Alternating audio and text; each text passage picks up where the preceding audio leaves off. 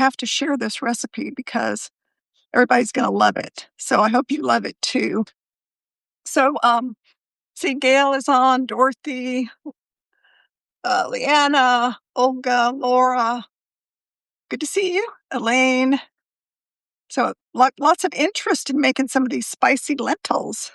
I never even really tasted red lentils before I became plant-based about 7 years ago. And now they're everywhere. I got red lentils in my Rancho Gordo quarterly bean shipment not that long ago. So I had some of those. That's what I used for my recipe I'm making today. But I also picked up some more because I was running low. Hi, Kiara. Hi, Andrea. Hi, Dorothy. So at the grocery store in the bulk section, they had Sunridge Farms organic split red lentils, and that's what they look like. They don't look red, they look orange. But the strange thing is when you cook them, they're no longer orange. When you cook them, the lentils turn yellow. So here's cooked lentils, and see, they're yellow. They're not orange anymore. So that throws people off because you're talking about red lentils. They're orange, and then thhere yellow. So where are the red lentils? But that's what they're called. So like I was saying a minute ago, before I became plant-based, I really didn't even eat lentils. I didn't really know anything about them.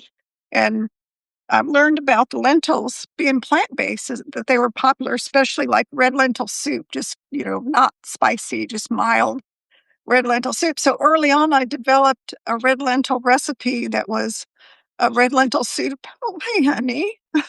Here's my assistant today. This is Tori. She wants to help us make red lentil soup. She's very, very neat. Oh, you dropped my spoon, honey. So she's funny. So I would make the red lentil soup all the time, and it was good. Everybody loved it. It's one of my signature recipes. Yeah, we can't use that spoon anymore, honey. So anyway, but then I like Indian food a lot. And yeah, she's almost a year old. She'll be a year old in March, so she's still a puppy. But I have this book from a long time ago. It's called 600 Curries by Raghavan Iyer. And he died a couple of years ago, which is so sad because he was the most talented Indian chef. But I have all these pages marked in my cookbook of things that I tried over the years before I became plant-based mostly. And I had one thing in my bookmark called red lentils with chilies, and the Indian word was mirchi Masoor ki dal. I don't know how to pronounce that. So really, Masoor dal is what I recognized, but it has all this real spice in it. So recently I thought, I don't think I've ever made this. I'm going to make this super spicy red lentils and see how I like it. Well, I made it and it was so good that I said, oh my gosh, I've got to make this again and again and again and share it. And I had to make some modifications because his version, of course, had a lot of oil in it. And I had to eliminate the oil because I don't use oil in my cooking. So I made a version that doesn't use oil. And I think you'll like it. It's fine. It doesn't need oil. But if you use oil and you like oil, you can add it. There's a certain point I'll show you that in which the oil is added. And I'll tell you that I'm not going to add it, but to show you what point that is. So what I did to kind of shortcut things is I cooked the lentils this morning. And I just cooked them with 4 cups of water, 1 cup of lentils, 4 cups of water.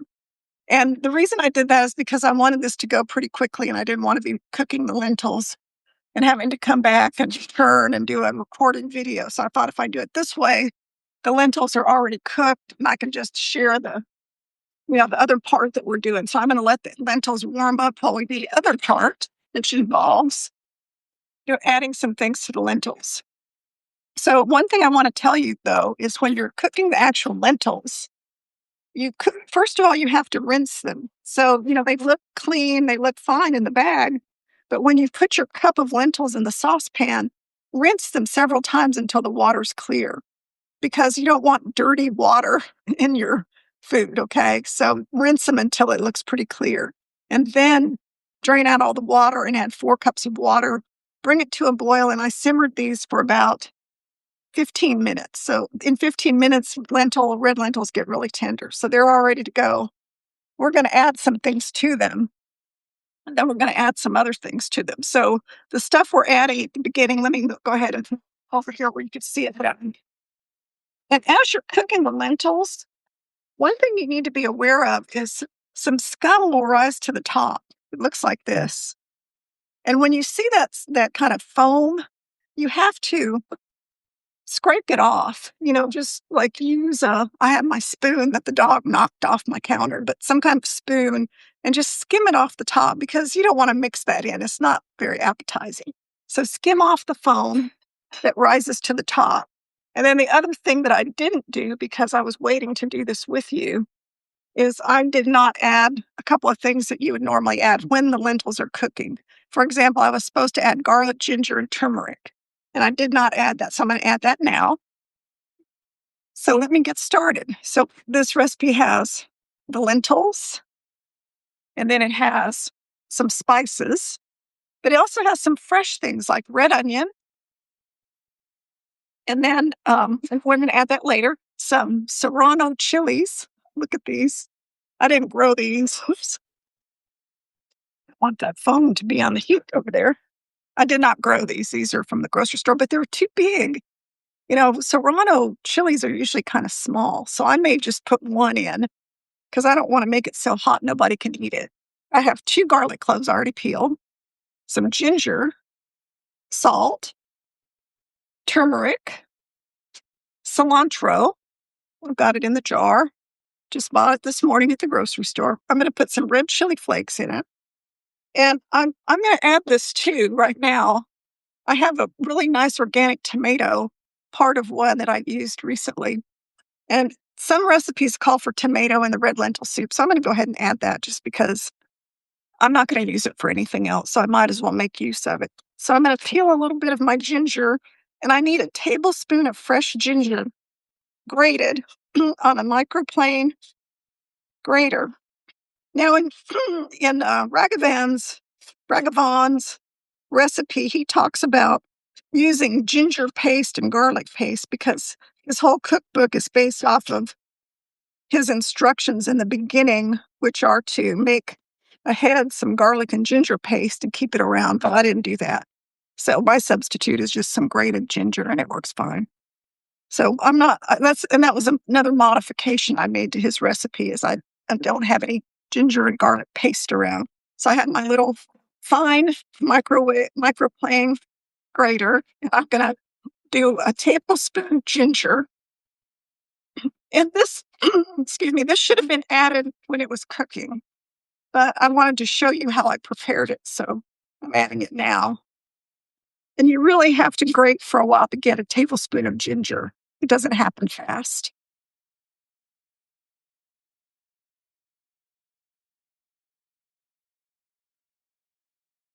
And then once you think you have enough, then you can just smash that down. And I'm going to wash my hands because I realized a dog was in here.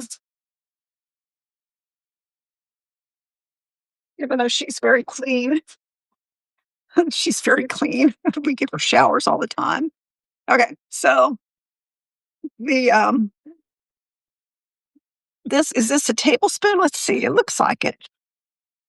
Well, we have a tablespoon measuring spoon right here. That's a piece of skin. We don't want that. Hello, Mark. Okay. Get this off my cutting board. I don't want it. That's not quite a tablespoon. So we need a little bit more. And I kind of peeled the ginger before I grated it because it makes it a little bit easier. But you can grate it without peeling it too. That works fine. Okay. Now that should be enough. That just what I need. Okay. So I'm going to go ahead and add this tablespoon of ginger, fresh ginger, to the lentils that I have coming back to a simmer. And then I need about a teaspoon and a half of garlic. And I'm going to grate the garlic too. I see Julie is on here. Okay. I guess Tori left the room. I don't see her now. Tori, what are you doing? I hope you're not messing with any of my stuff. A few minutes ago, I caught her using my hat, my cold weather walking hat, as a play toy. And she had kind of pulled out one of the yarns, one of the stitches. I have to get that fixed later. Okay, let's see how much we have here. Oh, that, yeah, I have a don't like that garlic right there. Okay, so I'm gonna say that's plenty. That's about a teaspoon and a half. Hello, Brenda Spencer. Okay, so I've added I've added the garlic and the ginger. Yes, spoon. And oh, there she is. She was in here. So this should have been added when it was cooking, but like I said, I wanted to show you how I grate the ginger and garlic. So I added it now. We're going to bring it back to a simmer, even though the chickpeas are cooked. And I'm going to just bring them up to temperature. Now, this is where I'm going to add this tomato. The tomato wasn't in my recipe, but I saw this organic hothouse tomato in my fridge. And I thought this tomato needs to go in here because, it's kind of the end of the tomato. The only thing I would use it for is to put it in a salad.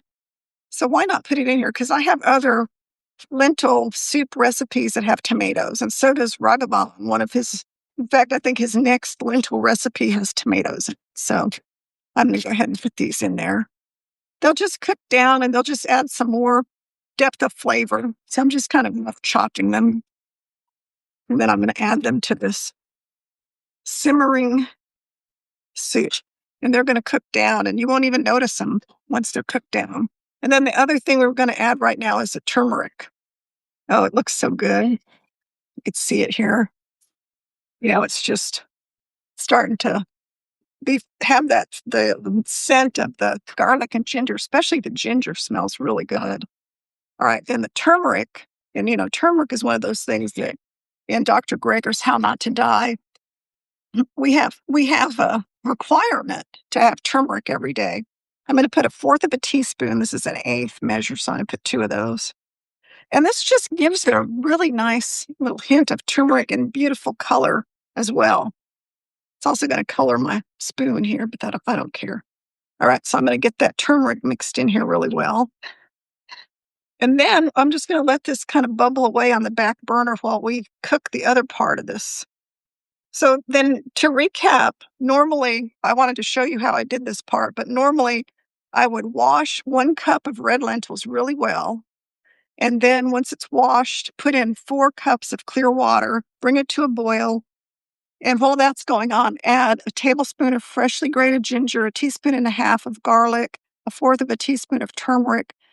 After it simmers, simmer it for 15 minutes until it's tender. So that's what we just did. And I'm going to put it back here on the back burner so that it can continue getting up to temperature. Because we have another part that we're going to do now. And this part involves some red onion and some chilies and some cilantro. So this is the part that you can make adjustments to. Let's say that you're not a big fan of super spicy stuff. Well, of course, don't put the serrano peppers in there. You can work around that and just put a little bit of red chili flakes, like, a pinch. And then you have a tiny hint of spice, not too much, and it tastes good. It doesn't have too much. It's not going to overwhelm you. Now, in Raghavan's recipe, he says to slice the red onion, but I prefer it chopped because I don't want those great big slices in the finished red lentil curry. So I'm just going to do chopped. And in his recipe, he said a small red onion. Well, to me, a small red onion could be anything from, a cup and a half. I don't know what he means by a small red onion. So I changed it to 1 cup because I want everybody to have the same amount. And the red onions we get in Texas are never small. They're always huge. In fact, 1/2 of a red onion is more than a cup, I'm sure. If we put this in a measuring cup, it would be more than a cup, probably about a cup. I'm going to transfer in my pan with my knife. Probably shouldn't do that, but that's all I have right now. That piece is a little big.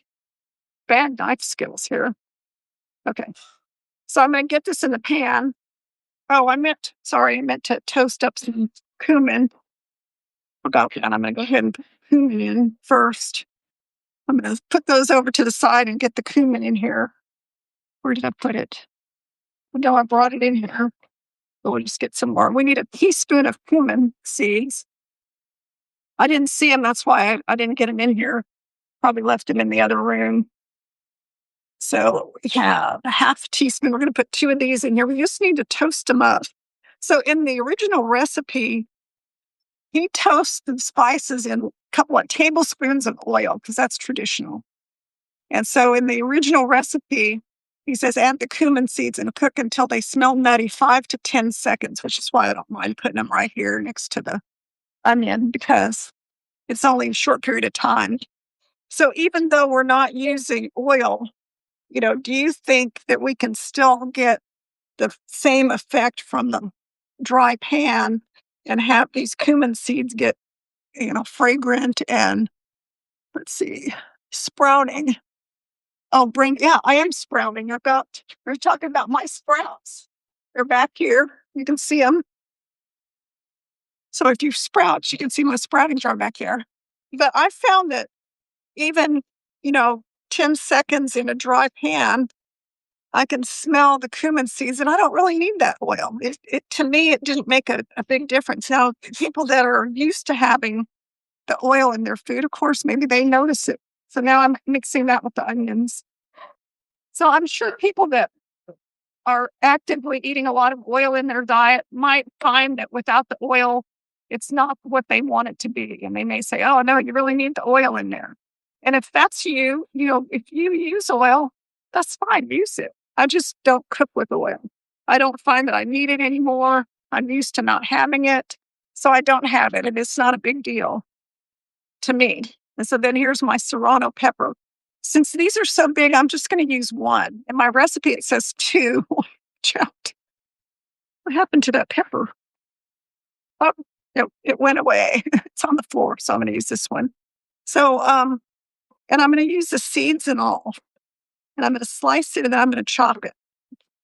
So they're just so big. I think that if I use 2 of these, it would be like so spicy. Nobody would be able to eat it.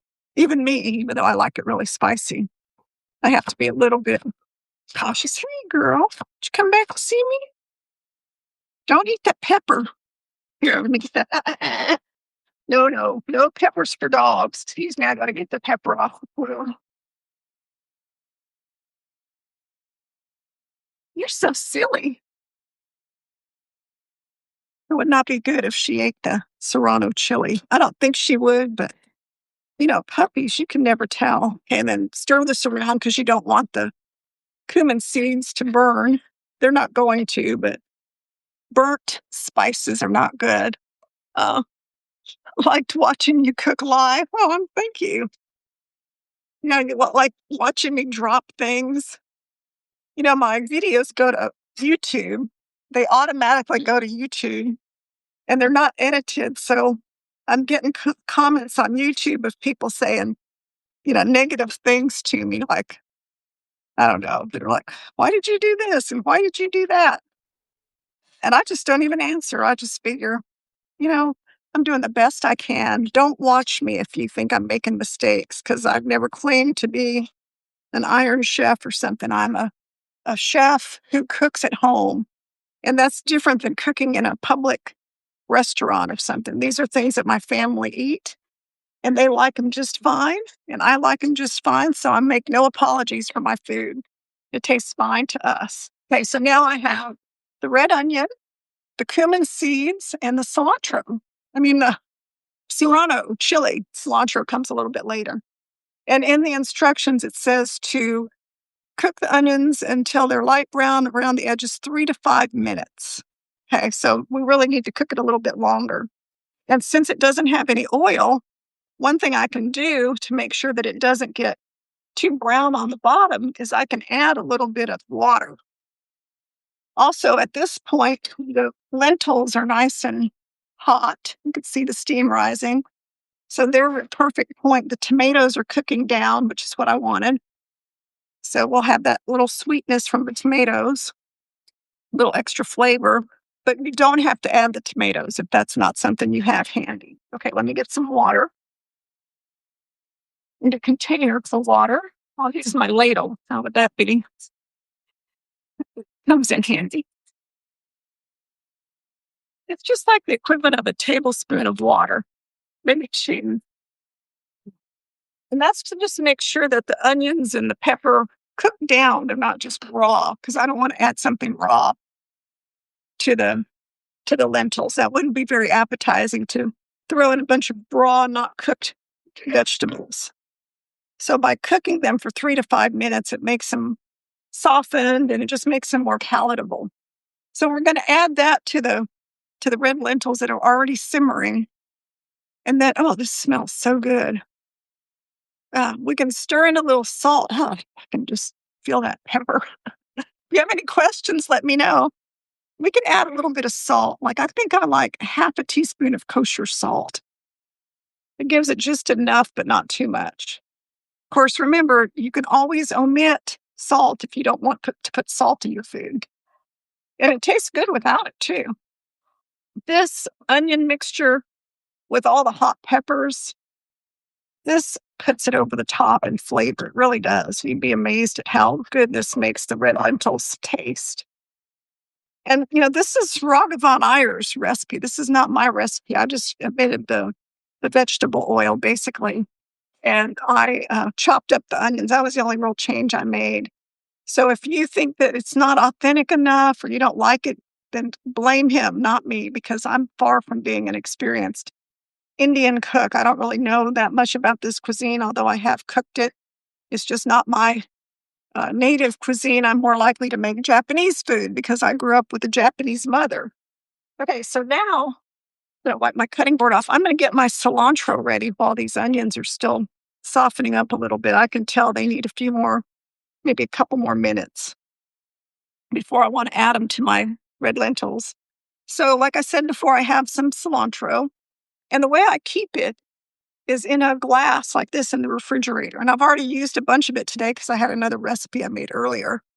But what's really good about keeping it like this in your refrigerator, covered with like a Ziploc bag, is it will last forever, a couple weeks. Not forever, but a lot longer than if you throw it in the vegetable drawer. If you throw it in the vegetable drawer, it will start wilting very quickly. And then you won't have any for when you need it. Okay, this is really cooking well. I'll turn it down low.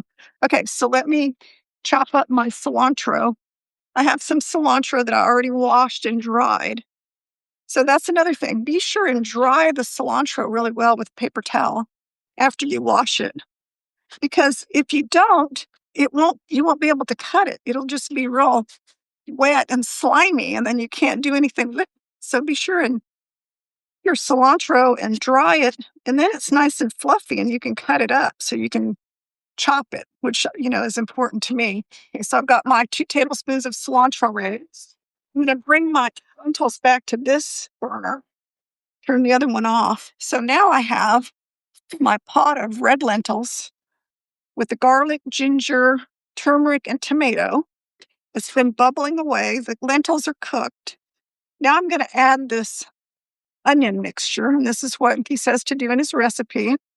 Cook the onions, the cumin, the hot peppers, and till they're soft for 3 to 5 minutes. So that's what I did. And then I'm going to mix that into the red lentil mixture. And that gives me my Masoor dal, the dal, D-A-L. That is so crave-worthy. And then last but not least, I add the 2 tablespoons of fresh cilantro. And if you don't like cilantro, just skip it. But I happen to think it's pretty good, especially in this recipe. So now we have this beautiful, just vibrant color, yellow, some green, red, lentil dal. And we can cook it for a few more minutes. I'm going to go ahead and plate some up so you could see it. But we can simmer it. In my recipe, it says to simmer it for another 10 minutes. But, I'll put this back in and simmer it some more. But I just want you to see the finished soup, how beautiful it is. And it's vibrant colored and it's 100% delicious tasting. I've tasted it before. I'll take one little spoonful and then I'll put this back in the pan.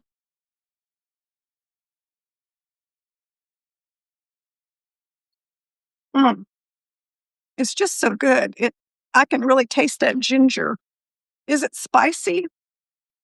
Yes, it's very spicy. So I'm so glad I didn't add 2 serrano chilies like my recipe said. It can use a few more minutes of cooking. I can taste that something is still a little crunchy. I think it's the onion. So I'm going to turn the heat up a little bit and get this simmering. So when you get ready to serve your red lentils, I like to serve them in a soup bowl. And then what I do is on the side, I'll have some rice, like basmati rice, or I use a lot of Japanese rice, Asian rice. So I always have that kind of rice. And even brown rice is good. So you could serve it as a soup. This is kind of on the thinner side. So the consistency of this should be kind of medium, not super thin, but not super thick. You should be able to eat it like a soup. So if it's super thick, then it's not really soupy enough. Then you can add a little bit more water, but it shouldn't be if you follow the instructions. So you can also put it on top of rice if you want. I don't usually do that, but you can get kind of a shallow bowl and put a scoop of rice in there and then kind of cover it with your lentils. That tastes really good. Another thing is you can have it with some kind of flatbread. I touched this and it was hot. You can make your own flatbread, which most people won't do, but you can buy flatbread. You can buy roti, naan, whatever in stores now, Trader Joe's and different stores. So it's not hard to find flatbread. Just be aware that naan is not usually dairy free. So that's why most of us that are following the plant-based diet eat roti, which doesn't have any dairy in it. But sometimes people put butter in it, so it may not be 100% plant-based. So you just have to kind of keep an eye on the ingredients that are in it. So that, or, sometimes in a pinch we use tortillas, flour tortillas. It works. And then whatever you have with it, Raghavan Iyer recommends having pickles. So there are so many pickle recipes in his cookbook. And I looked at it and it was kind of overwhelming. It's got 600 curries, but there's a whole chapter on Indian pickles. And I don't even know how to make Indian style pickles or chutney. But I was on a cruise recently in December, and they had Indian food at all the buffet line choices every day. And they would have some kind of lentil dal, some kind of curry with meat, some curry with vegetables, all very oily. All of it was so oily. It was like, can't you just make it with a little bit of oil? But I can just see the oil swimming on it. So it kind of turned me off, but I ate it anyway some days because there weren't other choices. But I noticed that, I can't remember what I was going to say. Tori, what are you doing over there? That they did have a lot of, they had chutney. They had Indian pickles on these buffet lines. And they were the best spicy pickles I'd ever eaten. And I love things like kimchi. Well, this had just like a really crunchy, spicy, delicious flavor. And I had no idea what it was made out of. So if you're Indian and you're watching me and you have this wonderful pickle recipe or chutney recipe that you serve with lentils, let me know what it is because I would like to know. So now my mixture is bubbling and I'm going to let it simmer for 10 more minutes. I'm not going to eat any right now because it's kind of like 4 in the afternoon, 2:30 in the afternoon. And I've already had something to eat, so I don't really need more food, but this will be my dinner tonight. And I'll have it with probably some rice. I have all kinds of rice in my fridge already cooked up. And what I've discovered about this that makes it even better is if you don't want to eat all this, and this probably makes about 4 servings. So it makes 4 cup, a little bit over a cup size serving. So, 4 bowls.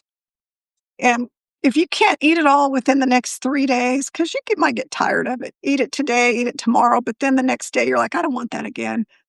Put a serving in a bowl in the freezer or use your super cubes, the freezer cubes. Let's see, dinner is served, Brenda said. Yeah, exactly. Hey, honey. Oh, yes. You want to say hi again? You're so needy. She's been locked up today a lot because we weren't here. I know, I know, I know. Dear sweet girl. This dog is the most huggingest dog I've ever had. Okay, gotta get down now. She always wants to be hugged. Okay, okay. I'll hug you. I'll hug you. Yes. Okay. Now get down. Then you put it in the freezer and it will, when you get it out of the freezer, what I do is I like to defrost it in the microwave, but then put it in a saucepan so I get it to the right temperature and the right consistency that I like. So I'll put it in the saucepan like this and then let it come get bubbly hot. Okay, now get your feet off the stove. Yeah. No, no, no, no.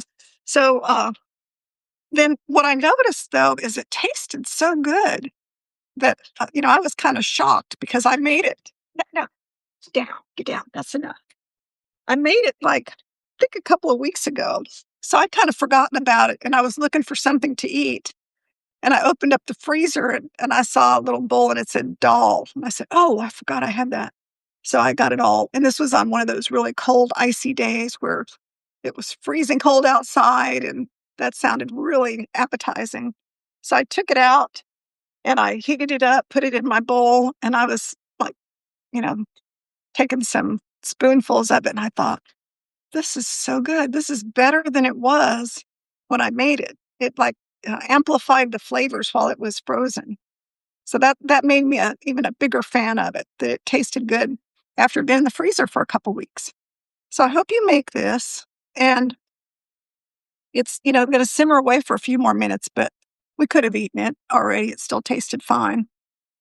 But I hope you make it. Serve it with a little fresh cilantro or sliced scallions or whatever you like to put on soup. We could add some red chili flakes to it. In fact, I might just do that. I forgot to do that. Just a little red chili flakes, just wake it up even more. If you want to add more salt because you like your food saltier, you can, or less salt. Just customize it to however you like it.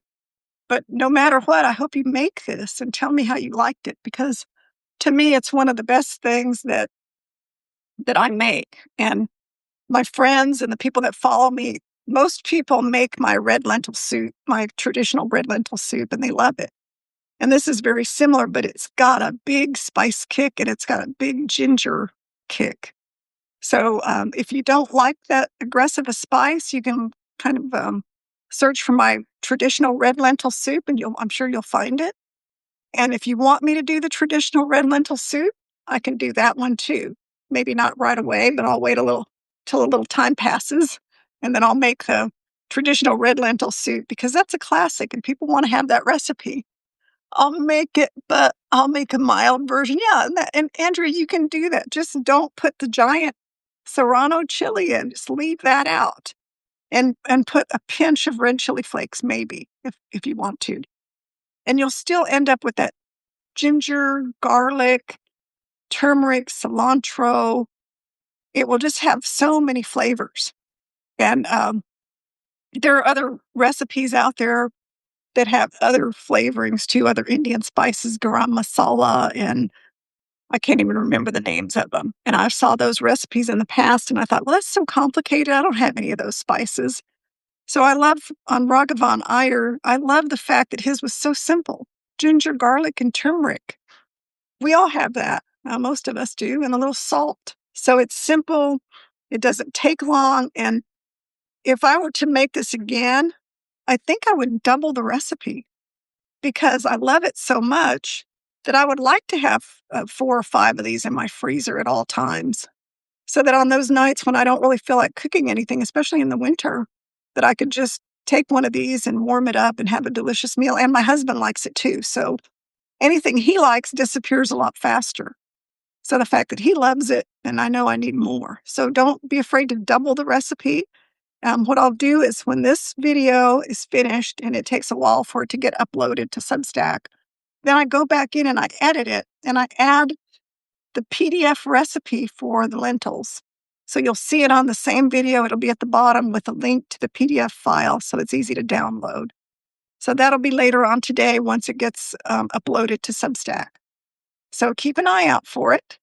And I think my next recipe will be Saturday. And my plan is to make the carrot cake. And I have a confession to make. I did a video on the carrot cake a few days ago, and something happened and it didn't turn out very well. I didn't like it. It was still edible. It was still okay. My husband said, "It's good. It's fine." But I did not like the way it looked, so I just threw it away. And I said, "No, I'm gonna make it again." So I'm making it again on Saturday. Let's see. Fast food and nutritious. Yes, exactly. Why do we need fast food when we can make fast food? I made this for you in not that didn't take me that much time. It's only 2:35. Of course, I already spent 15 minutes making the lentils, but still, I could have made this whole thing in 30 minutes. That's all it takes. So if you walk in the door and you're hungry and tired, don't have a lot of money, a pound and a half of red lentils cost $7.41. And it was a lot in here. And then you could make this recipe probably about 5 of these pots of red lentil, spicy red lentil, lots of protein, lots of flavor, just a delicious dish. And it's very budget friendly. Let's see, carrot.